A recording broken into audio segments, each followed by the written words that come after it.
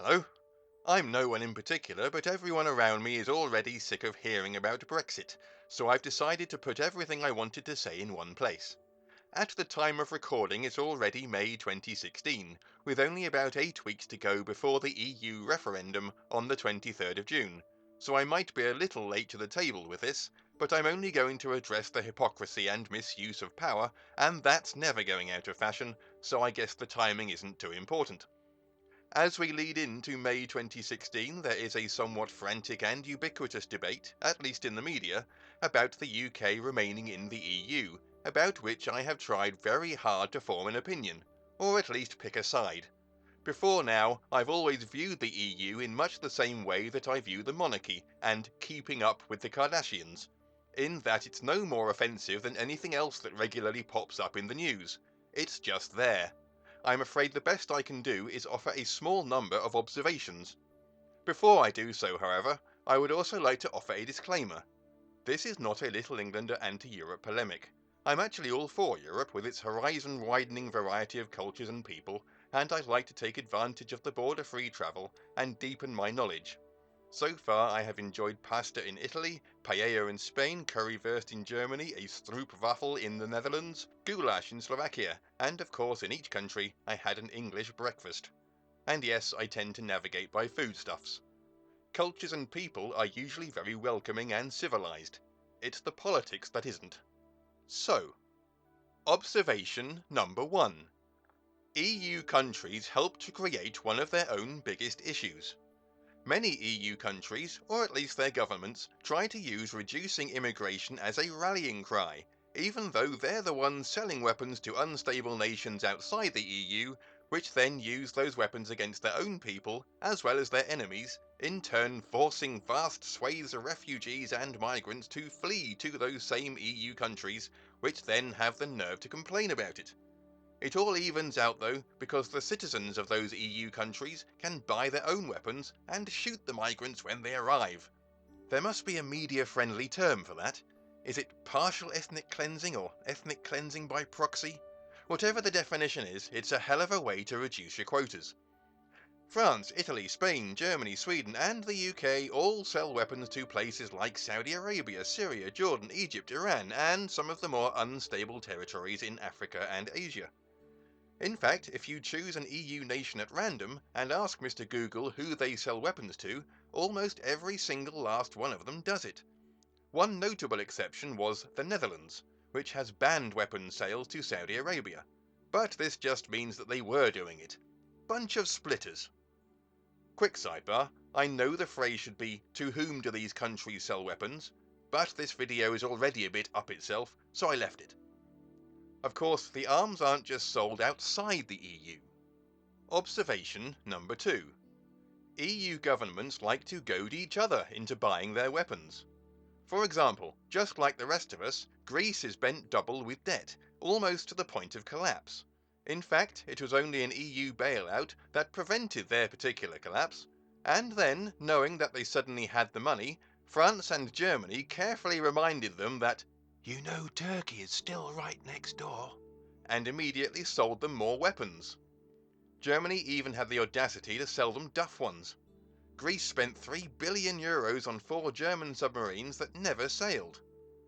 Quick sidebar, the world's top weapons traders, that's the US, Russia, Britain, France and China, are the very countries designated under the UN Charter to preserve peace.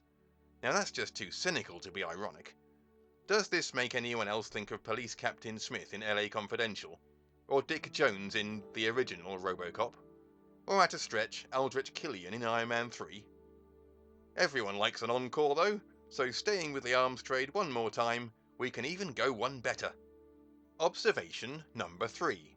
EU governments have no qualms at all about selling weapons to countries that are openly hostile to other EU nations. For example, in 1982, France sold Exocet missiles and Super Étendard, not even close, fighter jets to Argentina, just in time for the Falklands conflict with the UK, and Germany had to be blocked from doing so. But that was a good 30 years ago. Water under the bridge. Except the Spanish also did it in 2013, selling Argentina 20 Mirage warplanes. which were made by the same company that built the other ones. I'm not saying it again. But don't start feeling special, because France, along with Spain, Italy, and of course the UK, tagging along as ever, also sells weapons to Turkey. To balance things out, they sell to Greece as well, so at least it's a fair fight. Quick sidebar, how does that look in goods in, when the weapons are delivered? Does it work the same way? Do you have a guy standing next to the shipment with a clipboard ticking things off? Okay then, what we got? That's 4 chieftains, 1 pair of helicopter gunships, 2 rockets apiece, 1,000 Kalashnikovs, 5,000 grenades, and 1 nuclear warhead. Yeah, be a bit careful with that last one, Dave, alright? Use the large bubble. But then, it doesn't matter how much free trade and cash flow there is, because... Observation number 4. According to widespread media reports on the auditing of the EU, the books have not been signed off for over 20 years in a row. Now, the company you work for will have both internal and independent audits to make sure that all incomings and outgoings are accounted for and that best business practices are being adhered to. If the auditors can't sign off the books, your company is fined for it. You can even claim for executive entertainment at Spearmint Rhino, so there's really no excuse. Not so with the EU apparently. But then they're the ones writing the regulation, so where do you go with that? Spearmint Rhino, I expect. Besides, considering how much backroom dealing goes on, it's hardly a surprise that the EU is reluctant to declare their accounts. Well, you wouldn't, would you? Quick sidebar, I took out most of the adverts, but I thought this one was a happy accident. So, every year, along with my hairline, hundreds more millions of euros go unaccounted for. But that's okay, because the UK rejected the euro. Observation number 5. Although the UK's most influential political leaders are in favour of the EU, they still don't have enough confidence in its economic value to adopt its currency. So they wanted the trade, but not the money with which to actually do the trading. That's a bit like joining a biker gang, but keeping your own back patch. The official reason might have been that the pound is stronger than the euro, but I think it's more likely that the government knew it was pushing the public in a direction it didn't want to go, and stopped just short of really pissing them off. Quick sidebar, regarding the whole EU debate, the relationship between the British public and its government, has come to resemble that between harassed parents and their bratty kids, whereby the nagging schoolchildren in Westminster are constantly making demands on the parental public, who go along with it just for a quiet life, but only so far. Everyone has their breaking point, and both children and politicians seem to know exactly how far they can push, before the grown-ups turn around and say, "Enough!" And that's why the UK kept it sterling. Of course, it does matter how stable your currency is, because... Observation number 6. Business hates uncertainty, and there's a lot of concern over how international trade will be affected. Now, this is going to be an oversimplification, but the Vikings happily traded across continents, and all they had were a few longboats and some funky headgear. And some big swords. And shouting. The UK trades with plenty of countries, regardless of their EU membership, and traded with EU countries before being a member. So why would it be such an issue afterwards? One argument is that there'll be so much more paperwork. Oh, come on, how much more paperwork can there be? Have you ever worked in shipping? It's unreal, even if you're exporting to EU nations. You need declaration documents, itemised lists of everything in the shipment, right down to the manufactured materials and their countries of origin. Any invoices must be included in triplicate. Sometimes you even have to physically go to the local Chamber of Commerce offices just to get certain documents stamped. Your average administrator is unlikely to blink at having to add a few more attachments. Whole forests are already being chopped down just to land in recycling bins anyway. If there's any more paperwork, they'll have to genetically engineer a new type of tree. Another argument is the prevention of protectionist actions.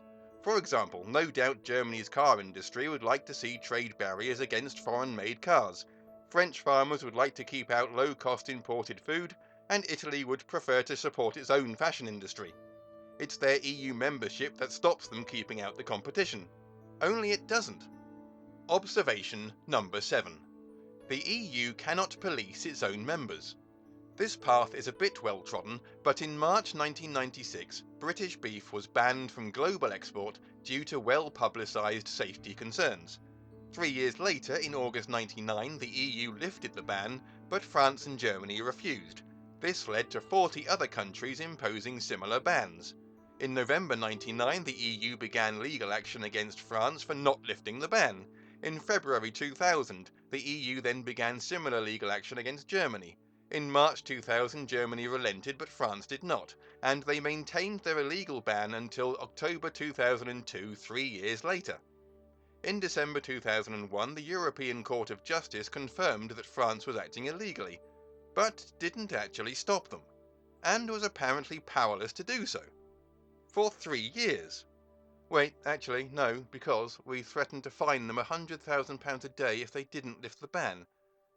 Yes, but you didn't actually do it. Ask any parent, not following through on your threats is the death knell of discipline. What did they think the threat of a fine was going to do? If an EU country can ignore an EU directive, then what's to stop it ignoring an EU fine? What's the point in having these directives if they can be casually ignored? Is anyone actually in charge? They did avoid the fine in the end, which for some reason hadn't already been imposed. Why didn't the fine still stand? They still did it, didn't they? I mean, if someone had parked illegally, you don't waive the fine just because they moved their car. Are they just making it up as they go along? Based on this, I want to be a member of the EU. Me, personally. It looks like you can do whatever you like. If it happens to be illegal, the law will just make a note of what you're doing and then leave you to it, until you feel like stopping. Mostly just out of sheer boredom. Honestly, Germany must be looking at France over that and kicking themselves. Act 9. We give in too easily. I should most likely apologise for that, but there's no shortage of defiance. Observation number 8. EU governments routinely ignore or outright break the regulations they don't like. Between 1997 and 2000, 474 legal actions were brought against France for breaching regulations, 436 against Italy, 407 against Spain, and 289 against Britain. Denmark had the apple for teacher with just 204 infringements. So, out of only 15 nations at the time, the best score was just over 1 infringement about every 5 days for 3 years. They must have broken a law to celebrate each time an Englishman changed his socks. In April 2002, 1,500 internal market infringements were investigated. Again, France did well with 224, followed by Italy with 192. This time Britain lagged behind on 76. At last, something is good to be bad at. Slightly boring one, but in 2003 France and Germany first broke the rule that national deficit should not go above 3% of GDP. The two countries then united to make sure they wouldn't face sanctions for having done so. They were supported in this action by the UK. Well, at least the three of them worked together for once. In February 2016, France, Italy, Spain and Portugal were all in breach of EU deficit reduction rules, and just to hammer the point home, almost everyone breaks the rules on the export of weapons by arming Saudi Arabia, and Israel, and Russia, and there's only so much hammering you can do before you get a headache. Answers in the comments section please. If you were an EU member, which regulations would you choose to totally ignore?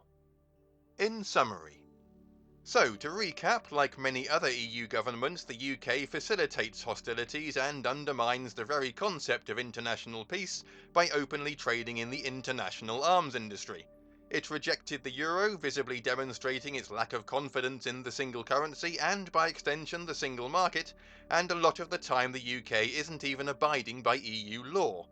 There might be a referendum on the UK leaving the EU in the very near future, but from what I've seen, I'm not sure the UK is in the EU now. If the Union is supposed to be about promoting peace and cooperation, it's simply not fulfilling its own reason to exist.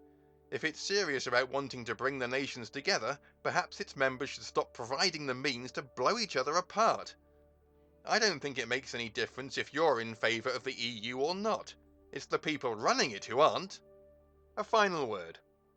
Having said all that, the June referendum will be one of the more interesting things to happen in the UK in 2016.